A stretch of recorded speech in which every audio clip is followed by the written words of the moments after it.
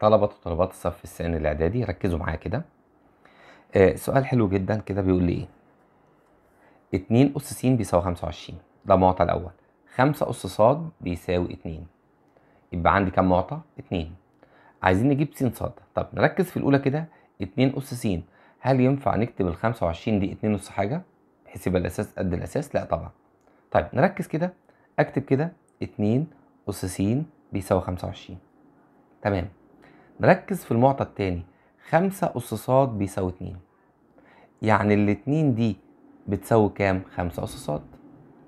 يعني هروح للاتنين دي أشيلها، لو شلت الاتنين أحط بدلها 5 أس ص. يبقى الاتنين دي أكتبها إيه؟ 5 أس ص. الكل أس كام تاني يا جماعة هنا؟ س بيساوي 25. تاني كده هشيل الاتنين. الاتنين دي اسمها 5 أس ص. الاتنين بس اسمها 5 أس ص. أس س. أنا متعود لما ألاقي أس س بنعمل إيه؟ بنضربهم في بعض. يبقى 5 أس ص في س اللي هي س ص أو ص س. ال 25 اسمها 5 أس 2. طيب أساس قد أساس يبقى الأس قد الأس، يبقى س في ص بيساوي 2. وخلصت على كده. هو عايز يجيب س في ص.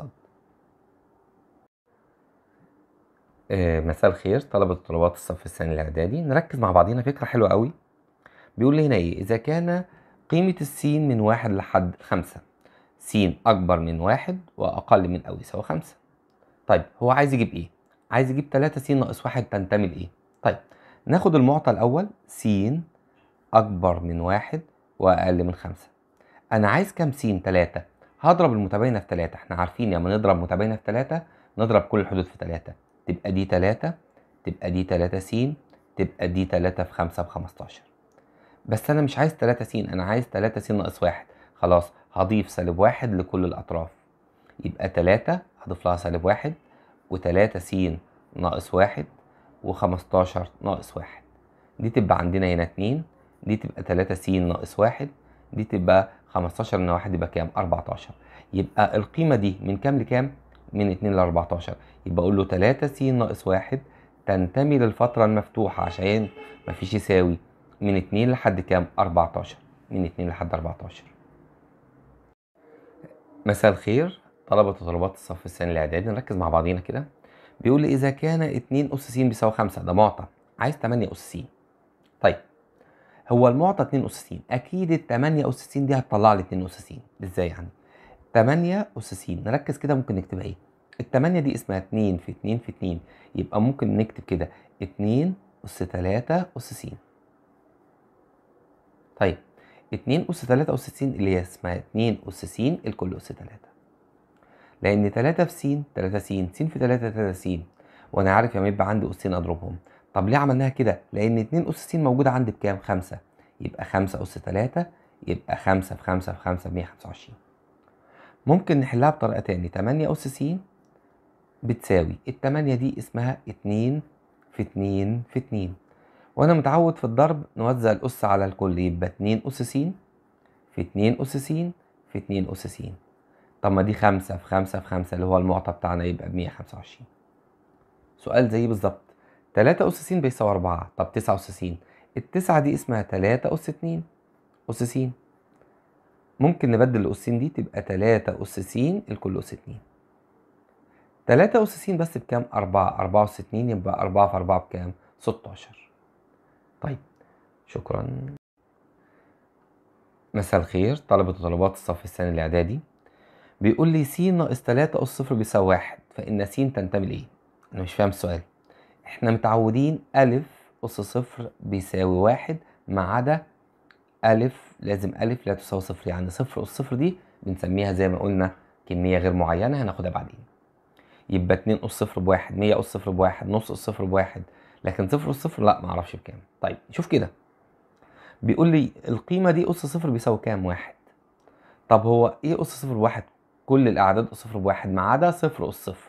يبقى لازم الأساس بتاعنا ده ما يبقاش 0. يبقى نقول له كده. يبقى لازم س ناقص 3 اللي هو الأساس لا يساوي 0. يبقى س لا تساوي، نودي سالب 3 بعكس الإشارة 3. يبقى السين ما تنفعش 3 عشان 3 ناقص 3 0 0 ما نعرفش بكام. امال السين تنفع ايه؟ السين تنفع اي حاجه ح كلها ما عدا ال3. يعني ينفع 5؟ 5 ناقص 3 تنفع، 6 تنفع، 2 تنفع، 1 ينفع، -7 ينفع، أي حاجة ما عدا ال3. يبقى ده السؤال بتاعنا. شكرا. طلبة وطلبات الصف الثاني الإعدادي نركز في الفكرة دي لأن بتلخبطنا كلنا. نركز كده. 2 أس س في 3 أس س بيساوي 36. طيب عايز السين. نركز كده. الأس هنا اسمه إيه؟ س، والأس هنا اسمه إيه؟ س، مضروبين. يعني هو وزع الأس. طب ما احنا نرجعها لأصلها. ممكن أكتب 2 بس في 3 بس الكل أس س. ما أنا لما بوزع بيبقى 2 أس س و3 أس س بيساوي 36. يبقى 2 في 3 بيساوي 6 أس س. ال 36 دي اسمها 6 في 6 يبقى 6 أس 2. الأساس قد الأساس يبقى الأس قد الأس يبقى س بيساوي 2. وخلصت على كده. شكرا. مساء الخير. طلبة وطلبات الصف الثاني الإعدادي نركز مع بعضينا في الفكرة دي. فكرة سهلة جدا. بيقول لي سدس العدد ده. في الأول نشوف العدد ده كام أصلا. بيقول لي 2 أس 5 في 3 أس 5. لو نركز كده أنا عندي ده عملية ضرب والأسس نفس الأس، يبقى هو وزع الأس. طب ما أنا ممكن أكتب كده 2 في 3 مرفوعين لأس 5 اللي هي بنوزعها 2 أس 5 3 أس 5. طب 2 في 3 دي بكام؟ 6 أس 5. يبقى ده العدد. أنا لسه بقى هحل. هو عايز إيه؟ سدس العدد. السدس بتاع العدد 6 أس 5، يعني نقسم على 6. سدس نقسم على 6. الأس اللي تحت كام؟ 1. ناخد 6 ونطرح الأسس. 5 ناقص 1 يبقى أس 4. يبقى 6 أس 4 وخلصت على كده. شكرا. طلبة وطلبات الصف الثاني الإعدادي ركزوا معايا كده. سؤال حلو جدا كده. بيقول لي ايه؟ 2 أس س بيساوي 25. ده معطى الأول. 5 أس ص بيساوي 2. يبقى عندي كام معطى؟ 2. عايزين نجيب س ص. طب نركز في الأولى كده. 2 أس س. هل ينفع نكتب ال 25 دي 2 أس حاجة بحيث يبقى الأساس قد الأساس؟ لا طبعا. طيب نركز كده. أكتب كده 2 أس س بيساوي 25. تمام. نركز في المعطى التاني. 5 أس ص بيساوي 2. يعني الاتنين دي بتساوي كام؟ 5 أس ص. يعني هروح للاتنين دي اشيلها. لو شلت الاتنين احط بدلها 5 أس ص. يبقى الاتنين دي اكتبها ايه؟ 5 أس ص. الكل أس كام تاني يا جماعة هنا؟ س بيساوي 25. تاني كده هشيل الاتنين. الاتنين دي اسمها 5 أس ص. الاتنين بس اسمها 5 أس ص. أس س. أنا متعود يا ملاقي أس س بنعمل إيه؟ بنضربهم في بعض. يبقى 5 أس ص في س اللي هي س ص أو ص س. ال 25 اسمها 5 أس 2. طيب أساس قد أساس يبقى الأس قد الأس. يبقى س في ص بيساوي 2. وخلصت على كده. هو عايز يجيب س في ص.